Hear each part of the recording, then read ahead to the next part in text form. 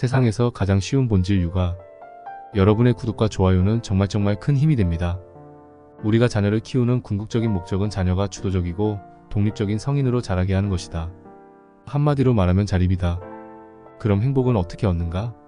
그건 아이가 찾아가는 것이다. 부모가 아이를 행복하게 만들어주는 게 아니다. 돈은 어떻게 얻는가? 그것도 아이가 버는 것이다. 자기 삶을 개척하는 것? 그것도 아이가 해야 할 일이다. 부모가 해야 할 일은 아이가 독립적이고 주도적인 사람이 되도록 키우는 것일 뿐, 이것을 명심해야 한다. 많은 부모가 자신들이 공부하던 1980, 1990년대 혹은 2000년대 방식으로 아이를 교육한다. 어떤 부모는 자신의 방법이 부적절하다는 사실을 알면서도 그것을 멈추지 못한다. 많은 부모가 불안에 잠식당한다. 그러고는 이렇게 말한다. 한국 사회에서는 이렇게 키울 수밖에 없어요. 입시교육을 무시할 수 없어요. 현실이 그래요. 그런데 여기서 한국 사회라는 말을 빼놓고 생각해 보았으면 좋겠다. 지금 우리 부모들은 한국에 살고 있고 한국에서 일어나는 현상을 아주 당연하게 받아들일 것이다. 하지만 우리 아이들은 다르다. 미래의 아이들은 국적은 한국이지만 세계 속에 살게 될 것이다. 그러므로 부모부터 생각의 틀을 깨고 나와야 한다. 부모부터 더 넓은 미래 세상을 바라봐야 한다. 지금은 한국에서 공부 잘하고 좋은 대학에 가면 완벽한 것처럼 보이지만 한국 실정에 맞추느라 세계 무대에서 적응하지 못하는 성인으로 키운다면 아이의 삶의 범위를 제한하는 꼴이 된다. 기본 원칙을 지키고 있는가? 아이가 다 다른 만큼 부모들은 저마다 다른 고민을 가지고 있다. 하루에도 여러 가지 상황에 맞서 부모는 걱정스럽고 때론 당황스러워 누군가가 답을 주었으면 하는 마음이다. 하지만 이런저런 고민하지 말고 기본 원칙을 잘 행하는 것이 필수적이다. 그렇다면 기본 원칙이라는 게 과연 뭘까? 그것은 밥짓기 요법이라고 부르는 것이다. 시골에서 장작불로 냄비에 밥을 짓는다고 해보자. 우선 쌀이 필요하고 물을 잘 맞춰야 한다. 그 다음에 불이 안 꺼지게 해줘야 한다. 여기에다 뭘 더 넣는다고 해서 좋은 밥이 될까? 오히려 밥을 망칠 수 있다. 육아는 밥짓기와 같다. 쌀이 아이라고 했을 때 밥이 잘 되게 하는 물과 불이 뭘까? 를 생각해보라. 우리가 아이가 있으면 본능적으로 나오는 게 뭔가? 사랑과 보호 본능이다. 이 사랑과 보호가 바로 물이다. 물이 적은 밥이 서리고 많으면 밥이 죽이 되듯 보호가 과하면 아이를 망친다. 쌀이 충분히 잠길 정도로 사랑을 충분히 주되 과보호가 되지 않게 주의해야 한다. 그 다음에 필요한 것이 불이다. 불이 안 꺼지게 해줘야 한다. 사랑과 보호만 해주면 아이가 어른이 되는 게 아니다. 여기서 부모의 역량이 나오는 것이다. 많은 사람이 교육을 해야 제대로 된 성인이 되지라고 생각할 것이다. 그런데 내가 말하는 교육의 개념은 학업적 교육이라기보다는 가르침이다. 부모는 살아가는 가치와 마음 자세를 가르치는 데 집중해야 한다. 부모가 아이에게 물려줄 수 있는 것은 자신의 가치다. 아이의 삶에 있어 다른 건 부모가 정해줄 수 없지만 가치를 아이에게 가르쳐줄 수 있고 사실은 그것이 부모의 역할 중 매우 중요한 것이다. 가치와 함께 꼭 전수해야 할 것이 삶을 대하는 마음 자세다. 부모는 자녀의 삶이 평탄하기를 바라지만 평탄하기만 한 삶은 없다는 것도 알고 있다. 굴곡이 있고 오르막과 내리막이 있는 삶을 어떻게 단단하게 헤쳐나갈 것인지 그 자세를 심어주어야 한다. 삶은 살아갈 때의 마음 자세는 거의 부모에게서 고스란히 물려받는 경우가 많기에 자신의 마음 자세를 먼저 다져야 한다. 여러 가지 구체적 상황에서 사실 꼭 하나의 정답이 있는 것은 아니다. 그때그때 할 수 있는 일을 원칙에 따라 하면 된다. 일단 밥짓기 요법이 잘 되었다면 그 외의 일상에서 일어나는 이슈에 대해서는 전문가가 알려주는 완벽한 정답이 있는 것이 아니며 그때의 대응이 아이의 전체적인 성장 발달에 큰 문제를 초래하는 경우는 드물다는 것을 알았으면 좋겠다. 원칙만 제대로 알면 나머지는 힘을 좀 빼고 너무 염려하지 않아도 괜찮다. 아이에게 단점과 약점이 있을 것이다. 부모는 그런 아이의 약점 때문에 아이가 힘들 것 같으니까 그 부분에 너무 집중을 한다. 하지만 의식적으로 강점과 장점에 더 집중해야 한다. 못하는 걸 평균으로 만들겠다는 생각보다는 다른 일을 하는데 지장을 주는 약점은 보완해주되 잘하는 걸 더 잘하게 도와주는 게 더 현명한 방법이다. 많은 것을 경험하게 하라. 아이가 잘하는 게 뭔지 찾아주려면 결국에는 여러 학원을 보내봐야 하지 않을까요? 이렇게 말하는 사람도 있다. 하지만 아이에게 흥미거리를 찾아주고 싶다면 일단 다양한 경험을 하게 해줘라. 아이가 음악을 좋아한다면 공연장에 데려갈 수도 있고 그림이나 만들기를 좋아하면 미술관에 갈 수도 있고 운동을 좋아하면 스포츠 경기를 보러 갈 수도 있다. 경험이라는 게 꼭 뭔가를 전문적으로 따라가야 하는 건 아니다. 예를 들어 훌륭한 발레리나에게 발레를 하게 된 동기를 물어보면 어릴 때 학원에 갔는데 내가 참 잘했어요 보다 8살 때 발레를 처음 봤는데 감동적이었어요 라는 경우가 더 많다. 어떤 영화를 보고 감동받아서 영화 감독으로 성장한 사람은 또 얼마나 많은가. 여러 가지 경험을 해보지 못하고 방 안에 갇혀 공부만 하게 한다면 어떻게 되겠는가. 다양한 영감이 들어올 수 있도록 문을 활짝 열어놓자. 조련사가 아닌 조력자가 되어라. 아이의 관심사와 흥미를 잘 존중하고 경청해주다 보면 여기서 많은 가능성이 열리기도 한다. 동물도 배우고 생물학도 배우고 취미에서 학습으로 확장할 수 있다. 우리 아이들이 어른이 될 미래에는 좋아하는 일을 하면서 잘 살 수 있고 행복할 수 있는 길이 더 많아진다.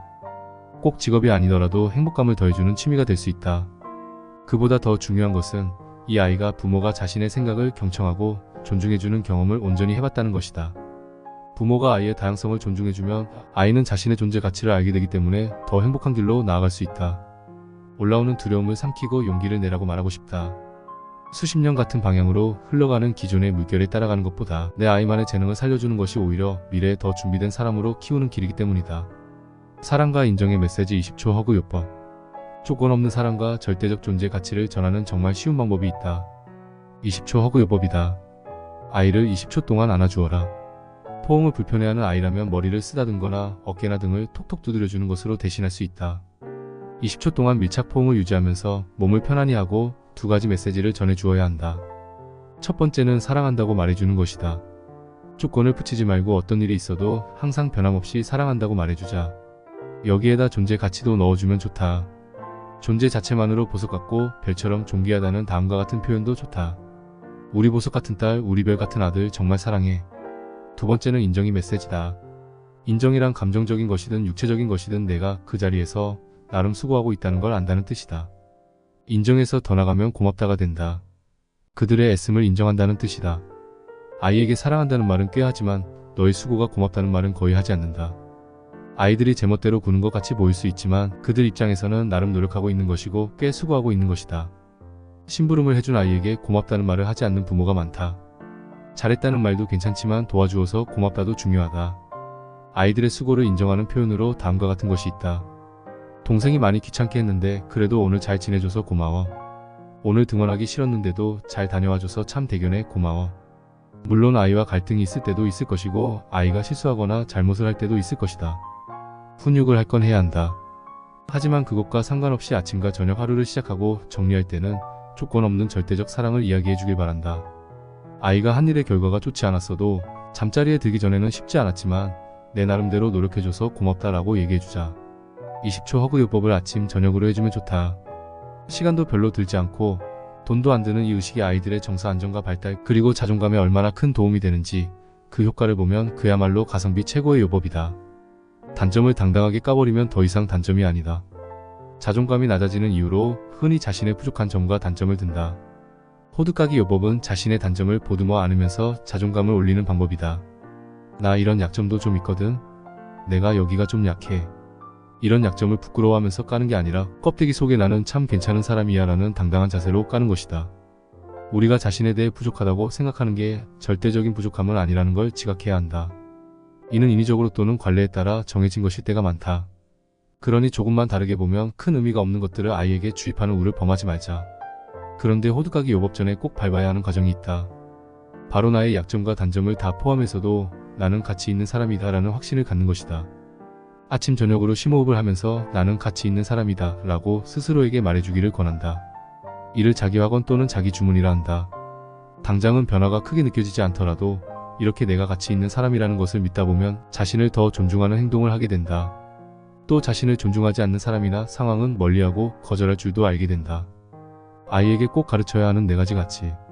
세상에는 중요한 가치가 많다. 부모마다 추구하는 가치도 다 다를 것이다. 아이들에게 가르칠 가치도 많이 있지만 가장 기본적으로 우리 아이들한테 가르쳐줘야 할 가치를 4가지로 추릴 수 있다. 첫 번째 가치는 신뢰성이다. 그 사람의 행동과 말이 옳고 진실하다는 뜻이다. 정직함과도 상통한다.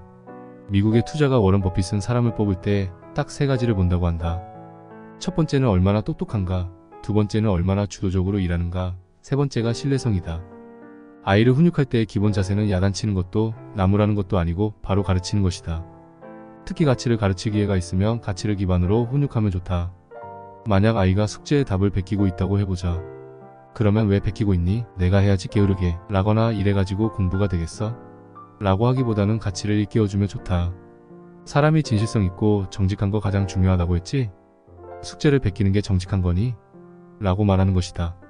두 번째 가치는 상당수의 부모가 이미 강조하면서 가르치고 있는 책임감과 성실함이다. 예를 들어 아이에게 쓰레기 버리는 역할을 주었는데 그 일을 하지 않았을 때는 그저 비난하기보다는 가치를 넣은 훈육을 하자. 이렇게 말하는 것이다. 자기에게 맡은 바를 최선을 다해서 완수하는 건 중요하다고 했지? 우리 지영이가 맡은 일은 쓰레기를 버리는 일이었어. 그 책임을 오늘 완수했니? 세 번째는 기여다. 기여가 기부나 봉사활동만을 의미하는 것이 아니다. 나의 재능을 가지고 타인과 세상에 뭔가 도움이 되는 일을 하는 것이다.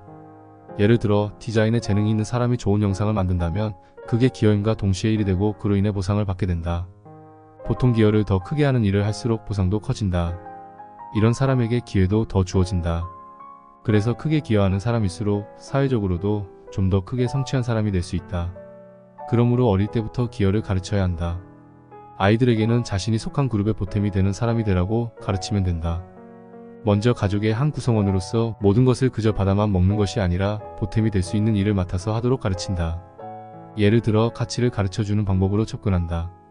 아이에게 지영이가 도시락과 물통을 싱크대에 넣어 놓으면 우리 가족의 보탬이 되는 사람이 되는 거야 라고 말해주는 것이다. 이렇게 아이에게 기여라는 의미와 가치를 부여해주는 것이다. 내가 비록 7살밖에 안 됐지만 이렇게 하면 우리 식구들한테 보탬이 되는구나 라고 생각하니까 스스로 뿌듯해지면서 강한 내적 동기가 생긴 것이다. 기여의 연장선상에서 네 번째로 가르쳐야 하는 가치는 바로 배려다. 예를 들면 아이가 거실 소파에 이것저것을 어질러 놨을 때 청소 좀 해.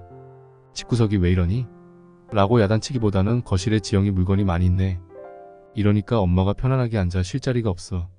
서로 배려하고 남을 생각해 줄 줄 아는 것은 중요해 라고 이야기하는 것이다. 그러면 아이도 그 가치에 빗대어 자기 자신을 보게 된다. 이런 방식은 가치를 가르쳐 줄 수 있을 뿐 아니라 훈육에도 더 효과적이다. 긍정적인 마음 자세 아이의 평생을 지탱한다. 앞에서 강조한 가치 교육만큼이나 중요한 부분이 살아가는 마음 자세를 가르치는 것이다. 마음 자세에도 여러 가지가 있지만 나는 물론 여러 전문가가 말하는 삶에 가장 도움이 되는 마음 자세는 긍정적인 마음 자세다. 긍정적인 마음 자세는 모든 것이 무조건 다 잘 될 거라는 태도와는 다르다.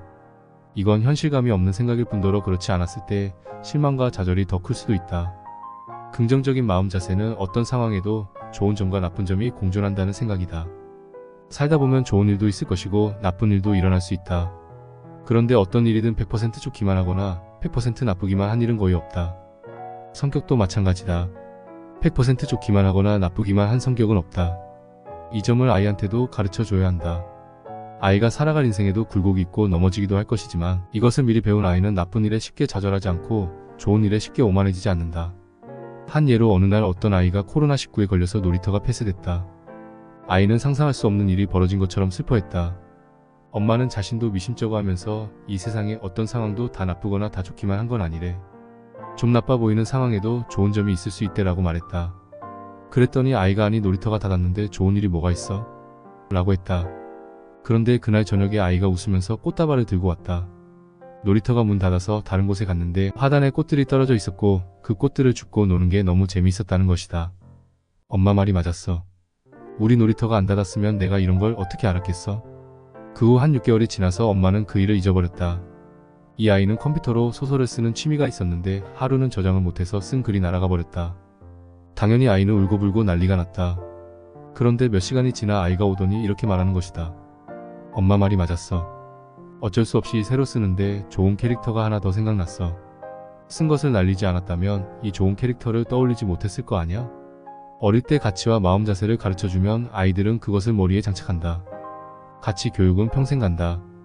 긍정적인 마음 자세를 아는 아이는 살아가면서 어떤 나쁜 일을 맞았어도 절망하지 않고 괜찮은 면을 찾아낼 것이다. 수학이나 영어, 피아노 같은 걸 가르치는 것도 좋지만 가치와 마음 자세를 한번 가르치면 이것은 평생 아이가 항해하는 데 등대가 되어준다. 인생의 구비구비에서 선택을 할 때마다 스스로의 삶의 기준에 따라 결정할 수 있게 되고 좌절하게 되었을 때도 쉽게 주저앉거나 포기하지 않는 회복 탄력성을 보이게 된다.